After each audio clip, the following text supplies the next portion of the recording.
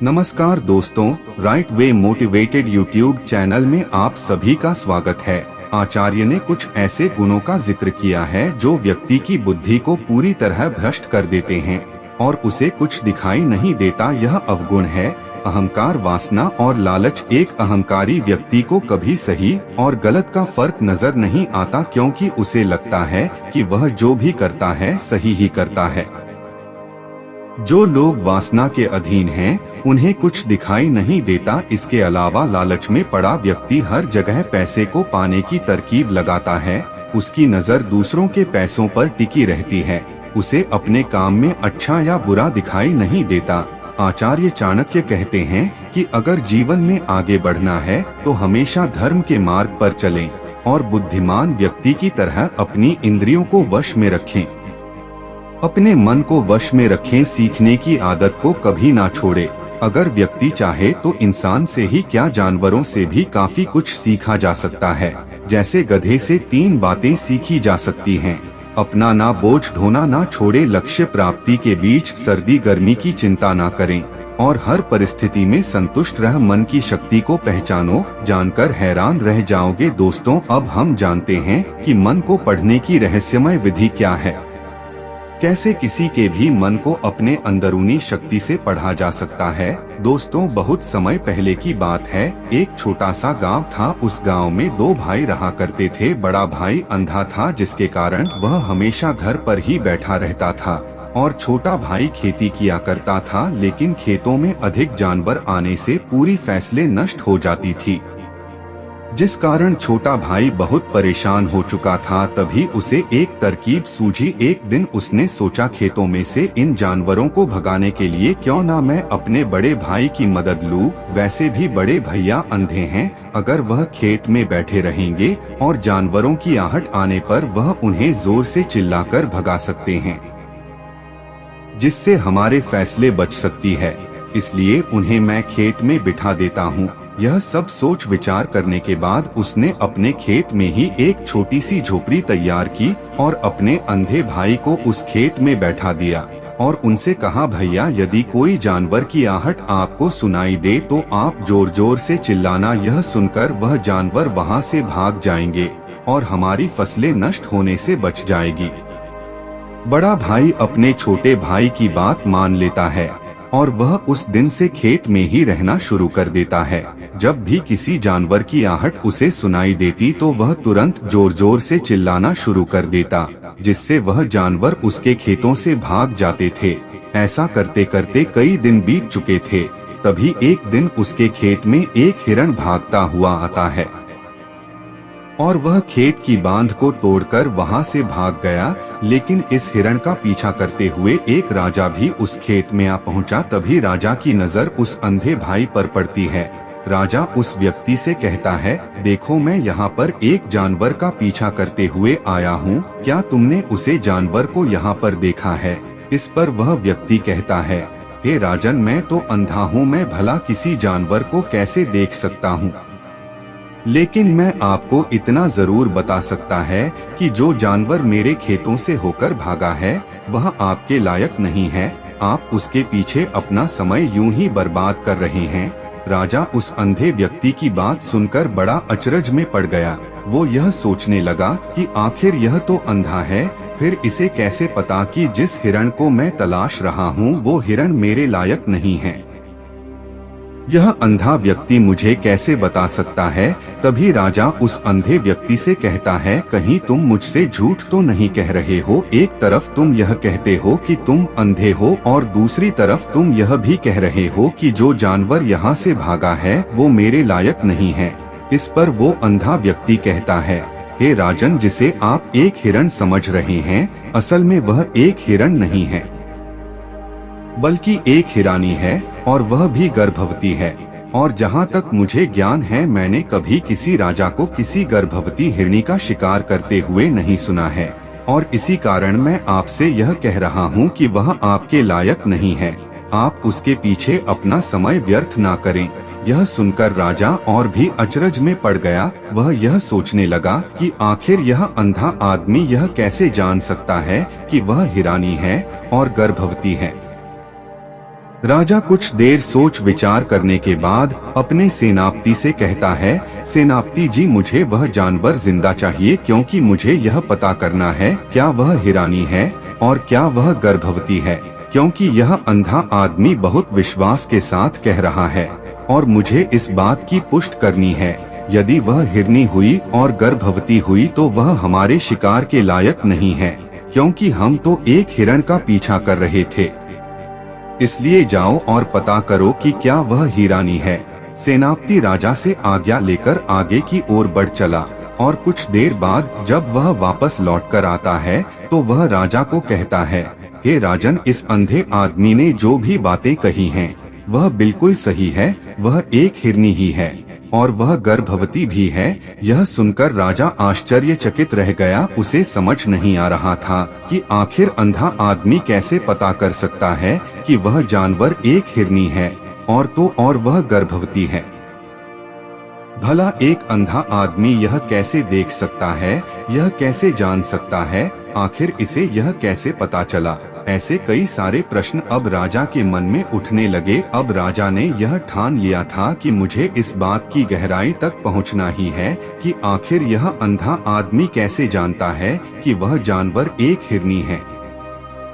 यह सोचकर राजा उस अंधे आदमी के पास जाता है और उस अंधे आदमी से कहता है, देखो, मैं यह तो नहीं जानता कि तुम सचमुच अंधे हो या नहीं, लेकिन मैं तुमसे एक बात जानने आया हूँ। क्या तुम मेरे प्रश्न का सही सही जवाब दोगे? इस पर अंधा व्यक्ति कहता है, हे राजन, आप जो कुछ पूछना चाहते हैं मुझसे पूछ सकते हैं।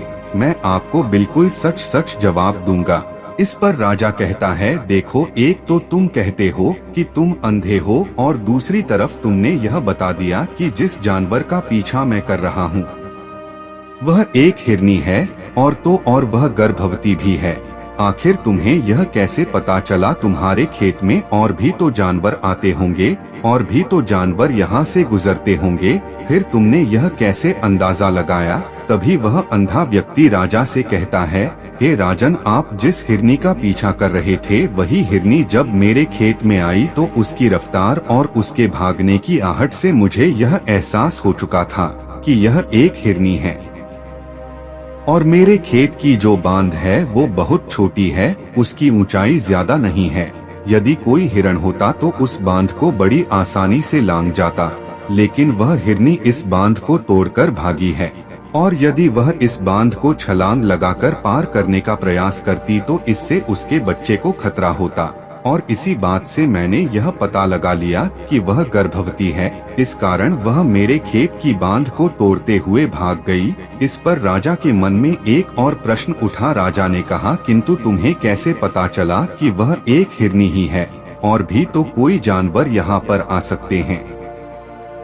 इस पर वह अंधा व्यक्ति कहता है कि राजन, मैं पूरा दिन सुबह शाम यहीं पर बैठा रहता हूँ और मेरी सुनने की शक्ति बहुत तेज है। मैं यह बात जानता हूँ कि कौन सा जानवर मेरे खेत में आया है और उसी के आधार पर मैं जोर से चिल्लाता हूँ ताकि वह मेरे खेत से भाग जाए और मेरे खेत की फसलों को नष्ट ना करे। राजा उस अंधे आदमी का यह जवाब सुनकर पूरी तरह से संतुष्ट हो चुका था। वह मन ही मन यह सोच रहा था कि आदमी भले ही अंधा हो लेकिन यह तो बड़ा ज्ञानी मालूम पड़ता है। इस आदमी से कुछ ना कुछ तो काम निकलवाना ही चाहिए। यह विचार लिए हुए राजा वहां से वापस अपने महल की ओर लौट जाता है। राजमहल पहुंचते ही उस अंधे व्यक्ति को राजमहल बुलाया। राजा उस अंधे व्यक्ति से कहता है, आप तो बड़े ज्ञानी व्यक्ति हैं, आपको किसी भी बात का पता बड़ी आसानी से चल जाता है। आज मैंने आपको यहाँ पर इसलिए बुलाया है क्योंकि मैं आपसे यह जानना चाहता हूँ कि मेरी पत्नी पतिव्रता है या नहीं। इस पर वह अंधा व्यक्ति कहता है, हे राजन, यह कैसा प्रश्न हुआ? इस पर राजा कहता है, मैंने आपसे बिल्कुल उचित प्रश्न किया है, मुझे इस प्रश्न का उत्तर दीजिए। इस पर वह अंधा व्यक्ति कहता है, हे राजन, यह सारी बातें जाने दीजिए। आपकी शादी को इतने साल बीत चुके हैं और अब आप यह बात क्यों जानना चाहते हैं? आपके मन में ऐसे प्रश्न क्यों उठ रहे हैं? इस पर राजा जिद करते हुए कहता है, देखिए आपको मुझे इस प्रश्न का उत्तर तो देना ही होगा। यदि आप मुझे इस प्रश्न का उत्तर नहीं देंगे तो मैं आपको मृत्यु दंड दे दूंगा। राजा के मुख से यह बात सुनकर वह अंधा व्यक्ति कहता है, हे राजन, यदि आप इस प्रश्न का उत्तर चाहते हैं तो उसके लिए आपको मेरा एक काम करना होगा। राजा कहता है, बोलो मुझे क्या काम करना होगा। इस पर व्यक्ति कहता है, इसके लिए आपकी पत्नी को मेरे साथ कमरे में अकेले छोड़ना होगा। उस अंधे व्यक्ति की यह बात सुनकर राजा पहले तो क्रोधित हो जाता है, लेकिन फिर कुछ सोच विचार करने के बाद वह उस व्यक्ति की बात मान लेता है और अपने सेनापति को आदेश देता है, सेनापति इस व्यक्ति को और मेरी पत्नी को एक कमरे में कुछ देर के लिए अकेला छोड़ दें। सेनापति बिल्कुल वैसा ही करता है। अब राजा की पत्नी और अंधा आदमी एक कमरे में बंद हो चुके होते हैं। तभी वह अंधा आदमी राजा की पत्नी से कहता है, मुझे आपको छूना है। इस बात पर रानी अत्यधिक क्रोधित हो जाती है और उस अंधे आदमी को वह पकड़कर पीटने लगती है, कभी हाथों से तो कभी लातों से तो कभी पटक पटक कर पीटा। रानी ने उस अंधे आदमी की खूब पिटाई की। उसके बाद किसी तरह से अंधा आदमी अपनी जान बचाकर वहां से भाग निकलता है और वह राजा के पास पहुंचता है और वह राजा से कहता है, हे राजन, आपकी पत्नी पतिव्रता नहीं है। यह बात सुनकर राजा अत्यधिक क्रोधित होता है और राजा अपनी तलवार निकालकर सीधा अपनी पत्नी की ओर जाता है और क्रोधित होकर वह अपनी रानी से कहता है, रानी, आज मैं जो भी सवाल आपसे करने वाला हूँ उसका मुझे सच सच जवाब दीजिएगा, और यदि आपने एक शब्द भी झूठ कहा तो मैं आपका अभी के अभी सर धड़ से अलग कर दूंगा।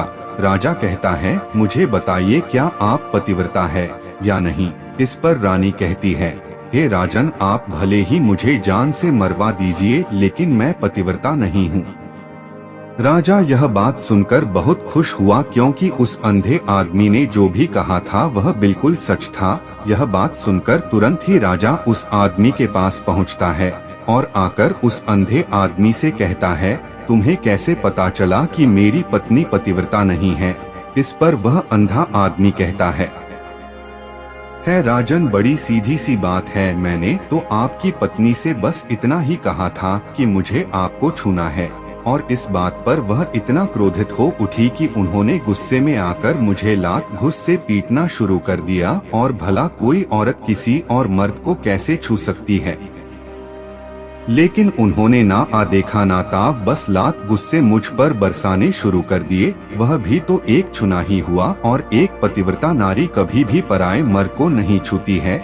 जब मैंने उसे छूने के लिए कहा था तो वह उस वक्त मुझे मना कर सकती थी, लेकिन उन्होंने तो मुझे पीटना शुरू कर दिया और देखते ही देखते उन्होंने मेरे पूरे शरीर को छू लिया। अब आप ही बताइए, ऐसी स्त्री भला पतिव्रता कैसे हो सकती है। इस पर राजा कहता है, तुम तो बड़े ज्ञानी मालूम पड़ते हो। अच्छा ठीक है, चलो तुम मेरे एक प्रश्न का और जवाब दो। यदि तुमने मुझे इस प्रश्न का सही जवाब दे दिया तो मैं तुम्हें यहाँ से जाने दूंगा। राजा उस अंधे आदमी से कहता है कि तुम मुझे यह बताओ, क्या मैं सच में अपने पिताजी का ही बेटा हूँ या फिर किसी और का। इस पर वह अंधा आदमी कहता है, हे राजन, इस बात से आपका क्या लेना देना, आप किसी की भी औलाद हो, आखिर आप हैं तो इस राज्य के राजा, इसलिए इस प्रश्न को जाने दीजिए। लेकिन राजा कहता है, नहीं, इस प्रश्न का सही जवाब चाहिए, अन्यथा यह प्रश्न मुझे हमेशा परेशान करता रहेगा। इसलिए मैं इसका सही जवाब जानना चाहता हूँ। यदि तुम इसका सही जवाब दे देते हो तो तुम यहाँ से जा सकते हो, मैं तुम्हें नहीं रोकूंगा। इस पर वह अंधा आदमी कहता है, हे राजन, इसके लिए तो मुझे आपकी माँ के पास भी जाने की कोई आवश्यकता नहीं है। मैं आपको अभी यह बता सकता हूँ कि आप किसकी औलाद है, लेकिन उससे पहले मैं चाहता हूँ कि आप मुझसे एक वादा करें कि आप मुझ पर क्रोध नहीं करेंगे। राजा ने कहा, मैं तुमसे वादा करता हूँ, मैं तुम पर क्रोध नहीं करूँगा। इसके बाद वह अंधा आदमी राजा से कहता है राजन, आप हैं तो अपने ही पिता के पुत्र, लेकिन आप पर एक कंजूस उस सेठ की छाया पड़ी हुई है।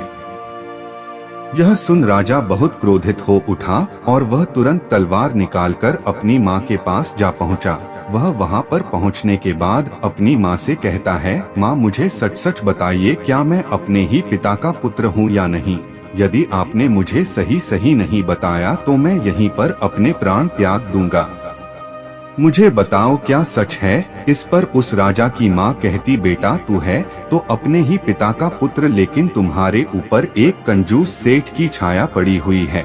जब मैं एक बार नहाने के बाद अपना मुंह आईने में देख रही थी, तभी उस कांच के पीछे मुझे कंजूस सेठ नजर आता है और उसी की छाया तुम पर पड़ चुकी है।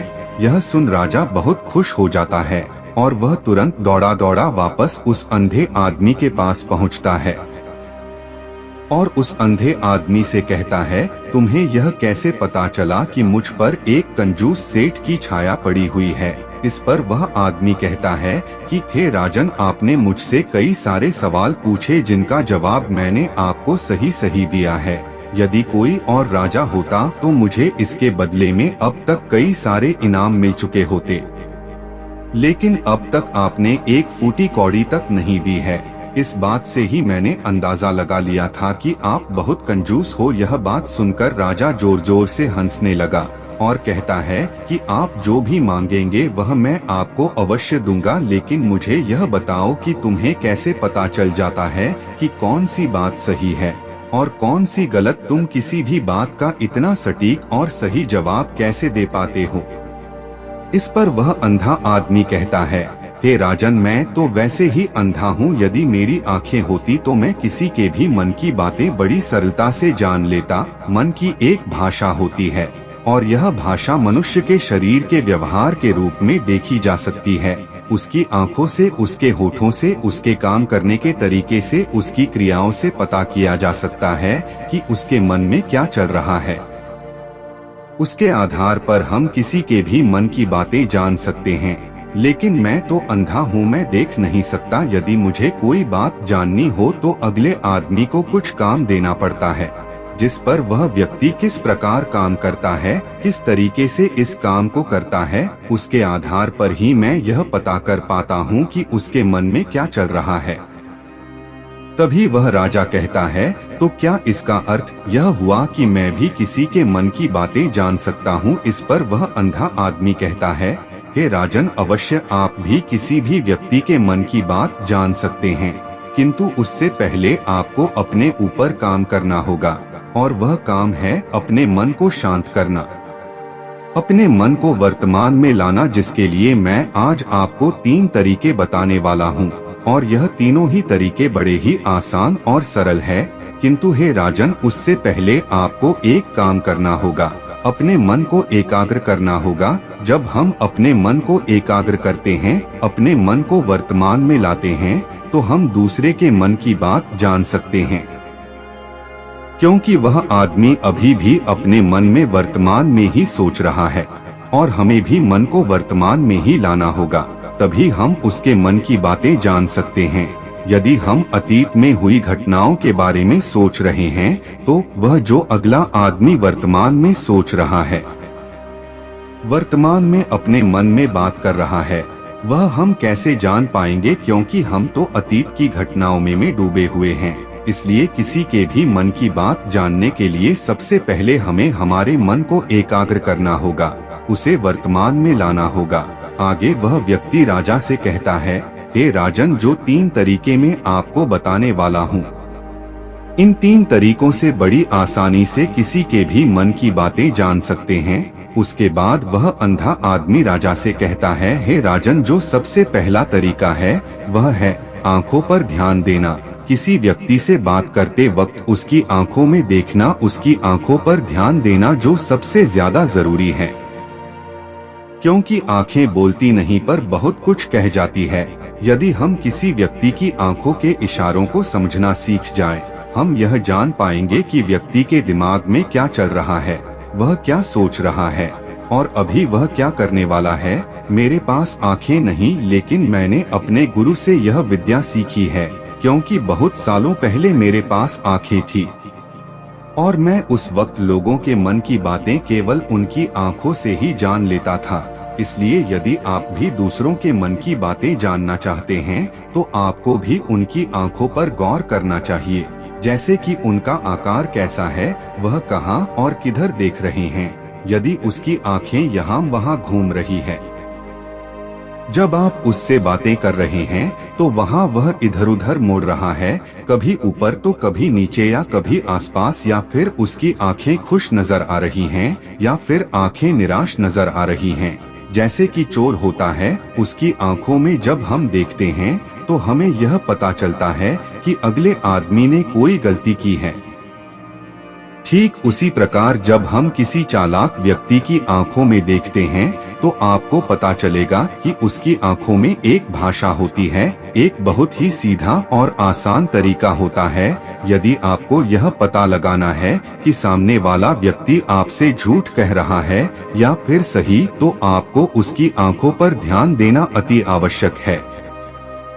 यदि आपसे बात करते वक्त वह व्यक्ति अपनी आंखें यहाँ वहाँ घुमा रहा है, ऊपर नीचे इधर उधर दाएं बाएं हर जगह देख रहा है, तो इसका अर्थ यह हुआ कि वह उस बात से निकलने का कोई रास्ता ढूंढ रहा है और कोई झूठ बना रहा है। यदि सामने वाला व्यक्ति आपसे कुछ झूठ कहने का प्रयास कर रहा है तो वह आपसे नजर नहीं मिलाएगा। वह यहाँ वहाँ देखेगा, ऊपर नीचे देखेगा, लेकिन वह आपकी आंखों में आंखें डालकर कभी नहीं देख पाएगा, क्योंकि उसे डर है कि यदि उसने आपकी आंखों में आंखें डालकर देखा तो उसका झूठ पकड़ा जाएगा और लोगों को सच्चाई का पता चल जाएगा। और इसी प्रकार कुछ और भी भाषाएं होती हैं। जब आप किसी की आंखों में आंखें डालकर यह देखना शुरू कर देंगे कि उसके हाव भाव क्या है, ठीक उसी प्रकार चेहरे के हाव भाव होते हैं, जिससे हम मन की बातें बड़ी आसानी से समझ सकते हैं और इन्हें भी समझना बहुत जरूरी है। कभी कभी कोई व्यक्ति अपने चेहरे से जैसे आंख, होठ और बहुत से कुछ अलग अलग व्यवहार करता है। यदि आप किसी व्यक्ति के चेहरे पर गौर करेंगे तो आप आसानी से समझ पाएंगे कि वह व्यक्ति निराशा है। जब व्यक्ति बहुत उदास है या फिर वह बहुत खुश है या फिर उसे कोई बहुत बड़ा दुख है, वह अपने अंदर क्या महसूस कर रहा है, यह सारी बातें हम उसके चेहरे के हाव भाव से पता कर सकते हैं। फिर चाहे इंसान से कुछ बोले या ना बोले, लेकिन आप उसके चेहरे से सब कुछ पता कर सकते हैं। आगे व्यक्ति राजा से तीसरा तरीका बताते हुए कहता है, हे राजन, इसी प्रकार तीसरी भाषा भी है, वह है हाथों के इशारे और शरीर का व्यवहार। मन की बात समझने के लिए हमें हाथ के इशारे और शरीर के व्यवहार को समझना बहुत आवश्यक है। कोई व्यक्ति जब बात करता है तो आपने देखा होगा कि वह अपने हाथों को हिलाता रहता है, अपने हाथों से इशारा करता रहता है। बातों के साथ साथ अपना शरीर का जो व्यवहार है अर्थात बॉडी लैंग्वेज, उसका भी पूरा उपयोग करता है, जिससे हमें यह पता चल पाता है कि वह व्यक्ति हमारी बातों पर कितना ध्यान दे रहा है और उसके मन में क्या चल रहा है। शरीर के व्यवहार को देखने के लिए उसके हाथ मटकना, शरीर मटकना और चेहरे पर बार बार हाथ लाना, हाथों का एक दूसरे से मसल, ऐसी बहुत सी क्रियाएं होती हैं, उस पर हमें ध्यान देना अति आवश्यक है। मन की बात को समझने के लिए हमें शरीर के व्यवहार को भी समझना पड़ता है। यदि हम इन तीन तरीकों को सही तरीके से ध्यान देकर इन तीन तरीकों को अच्छे से समझ लेते हैं तो हम बहुत जल्दी किसी भी व्यक्ति के मन की बातें बड़ी सरलता और सहजता से जान सकते हैं। इसलिए यदि आपको किसी के मन की बातें जाननी है तो आपको उसकी आंखों पर, उसके चेहरे पर, उसके शरीर के हाव भाव को और उसके हाथों को ध्यानपूर्वक देखना और समझना होगा, जिससे आप यह समझ पाएंगे कि यह आखिरकार उसके मन में क्या चल रहा है और वह क्या सोच रहा है।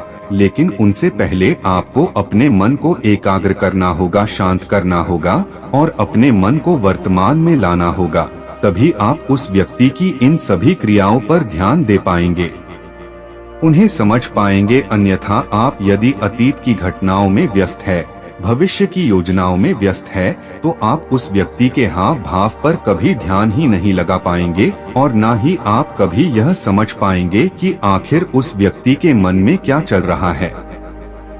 वह क्या सोच रहा है। आपने देखा होगा कि ऐसे कई बड़े संत महात्मा हैं जो बड़ी ही शांति से आपको देखते हैं और आपको देखकर ही यह बता देते हैं कि आपके मन में क्या चल रहा है, आप उनसे क्या जानने आए हैं। और इसका सबसे बड़ा प्रमुख कारण यही है कि वह आपको पढ़ सकते हैं, आपको समझ सकते हैं, आपके मन की बातें जान सकते हैं, क्योंकि उनका मन एकाग्र है, शांत है। और यही कारण है कि वह आपके मन की बातें बड़ी सरलता से समझ जाते हैं। दोस्तों, मुझे उम्मीद है कि आपको यह वीडियो पसंद आया होगा, तो हमारे वीडियो को एक लाइक और चैनल को सब्सक्राइब करके ऑल नोटिफिकेशन दबा ले। मिलते हैं अगली वीडियो में। आप अपना ख्याल रखें। धन्यवाद।